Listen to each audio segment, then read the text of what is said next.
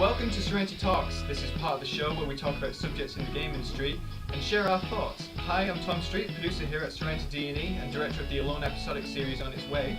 I'm joined by Evan Carter and Dean Reynolds, who are the artists here. We are a growing team of independent developers working on ambitious projects at university. And today's topic is Infamous Indie Game Where Am I? It was made by Mark Hadley, I hope I'm pronouncing that right, and Paul Kano, I believe.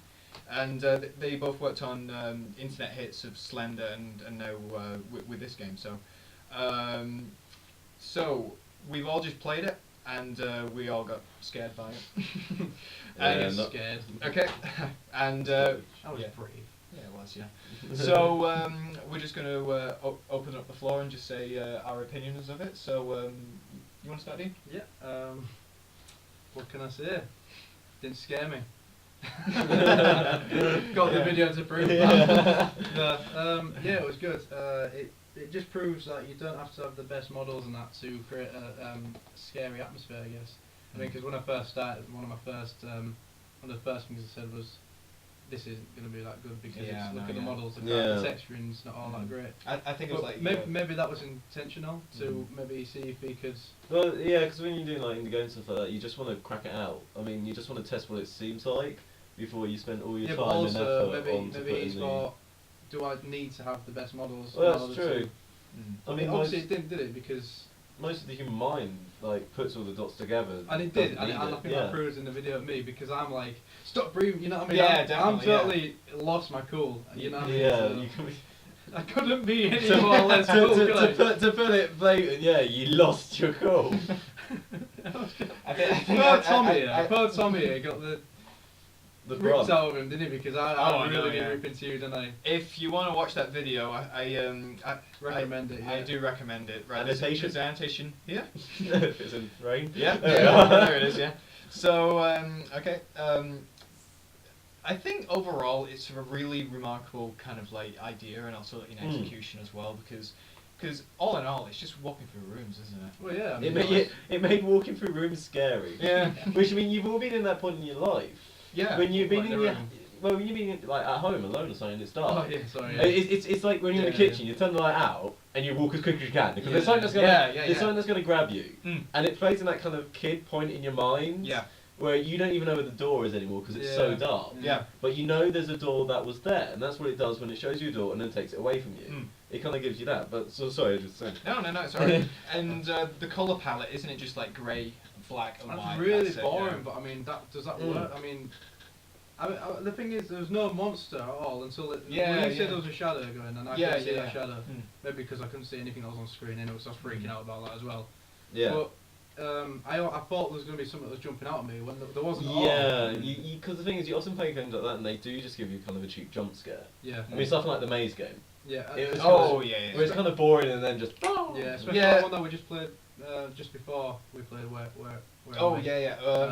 Inside. Yeah, Inside. That had a lot of jump scares, didn't it? You see, the thing I think it rolls into the movie industry as well, like jump scares. Yeah. My definition of jump scares is... they need to be done properly. Yeah.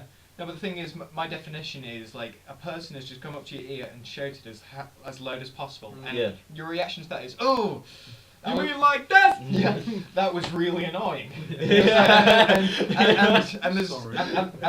And there's basically like no like payoff. It's just like, especially if you saw a chick at the cinema and you're just like, oh. Yeah, it's just like, that was a cheap shot. Get my cool there. Yeah, because what it does, it doesn't compliment you in a way. No. That like you don't learn anything from it. You just it's like, I caught you out of guard. Well done. I'm watching a film or playing a game. It's not exactly the work of Stanley Kubrick. Yeah. It doesn't build up tension. It's not like Alfred Hitchcock. It doesn't build tension, and then it just snaps.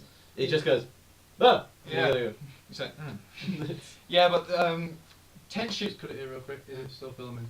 Just check. Just we don't need that anymore because you know. Yeah, did you? Yeah, sorry, just to make sure. Overall, I think horror, as a franchise itself, it's built around atmosphere and tension. So to have that removed from like most things nowadays is, you know, such a down step from like the glory days of like Hitchcock, you know, like Psycho and you know. Well, on that side, take it to games. What will be your favourite Horror game. First thing that stands out to me is Silent Hill 2. Yeah. You know, But just why? it's the ambient sound, and the fact is there's sounds going on, but it's not directly related to what you're doing. Absolutely, yeah. Yeah, because I think any of the Silent Hills really. yeah. Because even if I just recently bought the HD collection and I was playing 3 the other night, and I was at home and I was thinking, I'm like this 23-year-old yeah. young man that's playing this, and I I should like how have you been could have sold yourself there. 23-year-old young man. Single. But like I was sat there and I was thinking it was pitch black and I was thinking I'm actually quite scared. Yeah. You know what I mean? And I shouldn't be. I was trying to like big myself up to myself and I was like I shouldn't be scared, but I was. I was like I'm gonna have to turn this off and play it in the daytime. Yeah. So it still sets the mood, but it's with games nowadays like some of them don't really live up to that. I don't think anymore. Yeah. Like for example, like Dead Space. And, that one really didn't get me. If I'm yeah, honest. it was just. It's like I said, jump Jump scare. scare. Don't get me wrong, Scare. I've heard it's really good. I mean, there's parts I did play of it, but it didn't really. It's as you said, it's jump scares. I mean, it's just like, oh, I killed something. Oh no, it's not dead. Oh no, something came out the vent. Oh no, another.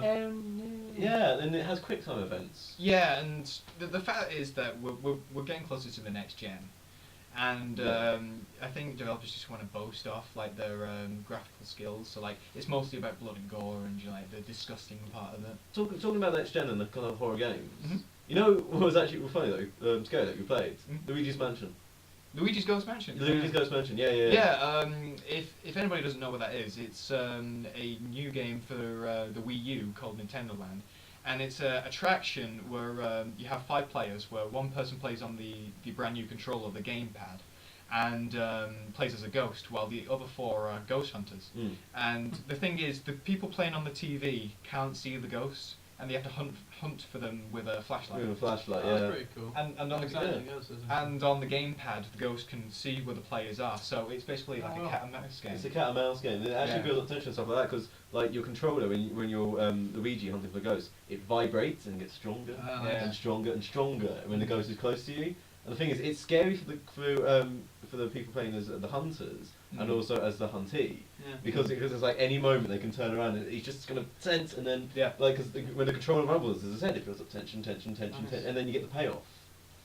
So like that is using next gen, as you said, like it's using it well, but not in a way of just going, look at all this blood and graphics, isn't these eye hanging off? Isn't that scary? But also, it's a kids game, isn't it? You know, it's like 3 and games. up. But it can still achieve that kind of atmosphere and stuff. So before I get off track from what's your opinion of the viral hit Slender? I loved it for the 10 minutes, and then after that 10 minutes, it was just people putting out videos. It's went viral, isn't it? It went bigger than Crazy Frog in a way. In a way, I mean, don't get me wrong, the game mechanics behind it are fine. The design, I mean, the concept on it, because the history. One, it was different. Yeah, exactly. The history of Slender. Or was it different? Was there anything that's really like that? There's nothing I can really point out because I remember one of the first times I played it. I had a mate over and we played it in the dark and stuff, and you know, it was super effective. Like Slender Dark, super effective. Yeah, it was. Yes, very Pokemon. No, but after finishing it, none of us wanted to leave the house or anything. So it was really good. But as to compare it to anything, I can't think of anything. Still, it still gets you like that at this age. I think we've seen it enough times. No, but I mean like then. Oh. I mean at this age, you played that, and then it's actually made you think. That's crazy. That's really doing its job then, isn't it? Because it's not just it's scaring adults as well. Yeah. Do you think the kind of using Slenderman was a good idea, in the way that if it was any other creature, it wouldn't work just as well? Because there's only like there's a handful of people in that kind of know the origins of Slenderman and watch Slenderman videos on YouTube and stuff like that. Yeah. So you kind of have that mythology going on in your head. Yeah. Because in a way that if it was like I don't know like Dracula or a zombie, would just go this axe murderer from Washington D.C. lives in Russia that now hunts people with eggs or something stupid.